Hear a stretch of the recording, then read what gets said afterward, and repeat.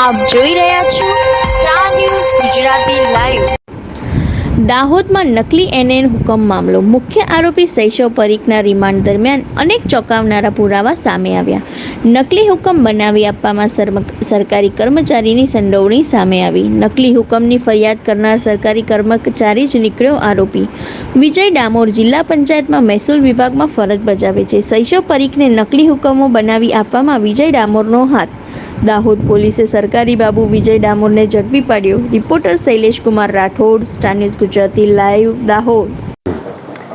બનાવની હકીકત એ પ્રકારની છે કે બી ડિવિઝન પોલીસ સ્ટેશનમાં એક ગુનો દાખલ થયો હતો નકલી એને બાબતનો, જેમાં જકરિયા મહેમૂદ ટેલર નામના વ્યક્તિની સર્વે નંબર 303, 305, 306 નંબરની જમીન હતી। એમના જિલ્લા પંચાયતના નકલી હુકમ બનાવી એમને રજૂ કરી સિટી સર્વેમાં એમના પ્રોપર્ટી કાર્ડ બનાવવાની એ લગતની ફરિયાદ હતી।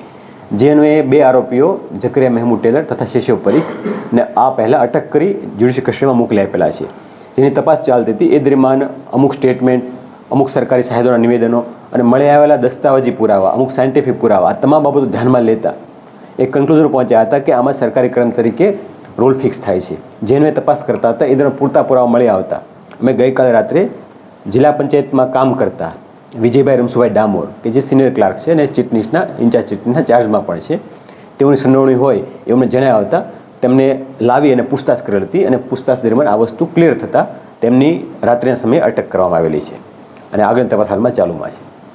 સર, આમાં સિક્કા મારવામાં બી આનો રોલ હતો એવું સામે આવ્યું છે? હા, પ્રથમ દ્રષ્ટિએ હાલમાં તપાસ દરમિયાન જે ડુપ્લિકેટ હુકમ બન્યા એમાં સિક્કા મારવામાં એમનો રોલ હોવાનું અમને જણાવેલ છે, જે અમે રેકોર્ડ ઉપર લઈને કામગીરી હાલમાં ચાલુ રાખી છે।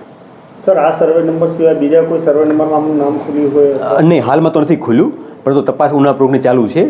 સંભાવના છે ખુલી પણ શકે, તો એ બાબતે અમે તપાસ કરીએ છીએ અને જે બી રેકર્ડ પુરાવા મળી આવશે કે સ્ટેટમેન્ટ સાહેબો મળી આવશે એ રીતે કાયદેસરની કાર્યવાહી હાથ ધરવામાં આવશે। સર, સરકારી કર્મચારી દ્વારા જે કાવતરું રચવામાં આવ્યું છે તે નાણાકીય વ્યવહારને લઈને કરવામાં આવ્યું છે? એ બાબતે હાલમાં તપાસ ચાલુ છે। પૂરતા પુરાવા મળે એ બાબતે પણ જે કલમ સેક્શન ઉમેરવાની છે કોર્ટની અંદર, એ તમામ ઉમેરો બાબતે કે સરકારી કર્મચારી ઇન્વોલ્વ હોય અને પોતાની ફરજના ભાગરૂપે જે કામ કરવાનું હોય એ નહીં કરીએ અને કોઈ ગેરરીતે આચરી હોય તો એ જે બી સેક્શન લાગુ પડી શકે તમામ સેક્શનો તપાસ તકામે એડ કરવામાં આવશે। ઓકે।